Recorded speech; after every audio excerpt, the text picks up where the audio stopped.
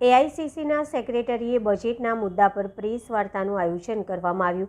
વર્ષ 2025-26નું બજેટ જાહેર થયા બાદ આજે સર્કિટ હાઉસ વડોદરા ખાતે એઆઈસીસીના સેક્રેટરીએ બજેટના કેટલાક મહત્વના મુદ્દા પર પ્રેસ કોન્ફરન્સ યોજી હતી। તાજેતરમાં જ કેન્દ્ર સરકાર અને રાજ્ય સરકાર દ્વારા વર્ષ 2025-26નું વિકાસલક્ષી અને જનહિતકારી બજેટ રજૂ કરવામાં આવ્યું, ત્યારે આ બજેટના કેટલાક મહત્વના મુદ્દા પર એઆઈસીસીના સેક્રેટરી શ્રી રામકિશનજી ઓઝાએ આજે વડોદરા ખાતે આવેલા પ્રેસ કોન્ફરન્સ યોજી હતી। આ પ્રેસ કોન્ફરન્સમાં બજેટ રજૂ કરવામાં આવેલા મહત્વના મુદ્દા અંગેની વિસ્તૃત ચર્ચા કરવામાં આવી હતી। આ દરમિયાન વડોદરા શહેર કોંગ્રેસ સમિતિ શહેર પ્રમુખ ઋત્વિજ જોશી, વિપક્ષના નેતા ચંદ્રકાંત શ્રીવાસ્તવ, કાઉન્સિલર ઝા ભરવાડ, પુષ્પાબેન વાઘેલા તથા કોંગ્રેસના કાર્યકર્તા ઉપસ્થિત રહ્યા હતા। એઆઈસીસીના સેક્રેટરી શ્રી રામકિશનજી ઓઝાએ પત્રકાર પરિષદને સંબોધતા જણાવ્યું હતું કે कांग्रेस की एकता के बारे में बहुत लोगों को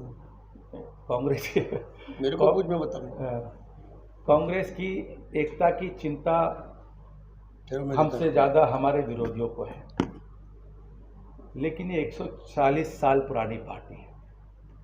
इसका इतिहास है इस देश को चलाने का, इस देश पे लोगों के लिए सवाल उठाने का।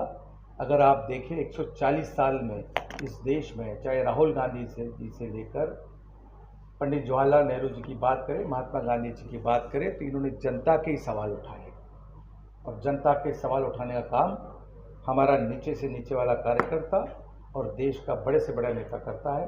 हम एकत्रित हैं और एकत्रित रहेंगे और एकत्र रह के काम करेंगे, एकत्र लेके वैचारिक लड़ाई भी लड़ेंगे और मतभेद और मनभेद का सुलझाव भी कर लेंगे।